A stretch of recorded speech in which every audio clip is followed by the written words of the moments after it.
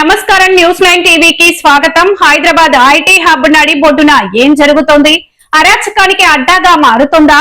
Madhapur branded కంపెనీలు software ఉద్యోగుల నీడన గొట్టు చప్పుడు కాకుండా సాగుతున్న ఆ నల్లటి దందా ఏంటి?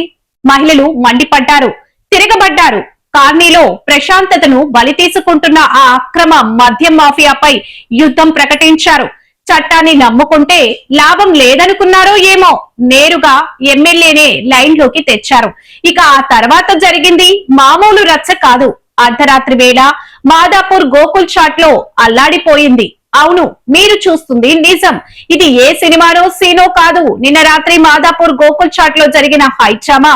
ఇక్కడ యథేచ్ఛగా సాగుతున్న అక్రమ బెల్ట్ షాపులపై స్థానిక మహిళా నివాసితులు తిరుగుబావుట ఎగరేశారు. తాగుబోతుల వేధింపులు, అర్ధరాత్రి గొడవలతో విసిగిపోయిన మహిళలు నేరుగా షేర్లింగంపల్లి ఎమ్మెల్యే అరికెపూడి గాంధీకి కంప్లైంట్ చేశారు. ఫిర్యాదు అందిన వెంటనే సీన్ లోకి ఎంటర్ అయ్యారు ఎమ్మెల్యే గాంధీ. అధికారుల కోసం, పోలీసుల జీపుల కోసం వెయిట్ చేయలేదు. తానే స్వయంగా గ్యాంగ్ తో రంగంలోకి దిగారు.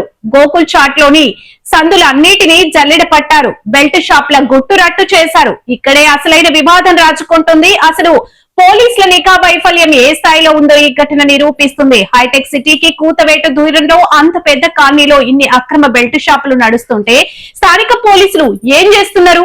మామూలు మత్తులు జోగుతుండ్రా, లేక ఈ మద్యం మాఫియా వెనుక ఏమైనా పెద్ద తలకాయల హస్తం ఉందా? ఎమ్మెల్యే స్వయంగా దాడి చేసి ఇద్దరు నిర్వాహకులను కాలర్ పట్టుకొని లాక్కొచ్చి పోలీసులకు అప్పగించాల్సి వచ్చిందంటే ఇక్కడ వ్యవస్థ ఎంత ఘోరంగా పడకేసిందో అర్థం చేసుకోవచ్చు. ఈ దాడిలో ఇద్దరు కింగ్లను దొరికిపోయారు. వారిని లాక్ చేసి పోలీస్ జీప్ ఎక్కించారు. అయితే ఈ దందా నడిపిస్తున్న మరో కీలక నిందితుడు మాత్రం ఎమ్మెల్యే వస్తున్నాడనే సమాచారంతో ముందే ఎస్కేప్ అయ్యాడు.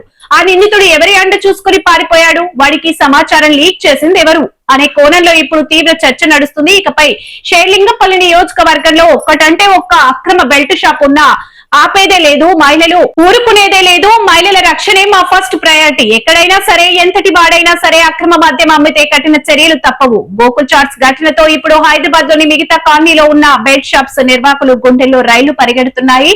మహిళల ఆగ్రహం చూస్తుంటే ఇది కేవలం ఒక మాదాపూర్కే పరిమితం అయ్యేలా లేదు. మరి ఈ ఘోర వైఫల్యంపై ఎక్సైజ్ శాఖ, పోలీస్ శాఖ ఎలాంటి సమాధానం ఇస్తారో చెప్పారు. పరారీలో ఉన్న ముగ్గురు నిందితులు దొరుకుతారా, లేక పెద్దల ఒత్తిడితో కేసును నీరు కారుస్తారా? మరిన్ని లైవ్ అప్డేట్స్ కోసం చూస్తూనే ఉండండి న్యూస్ 9 టీవీ.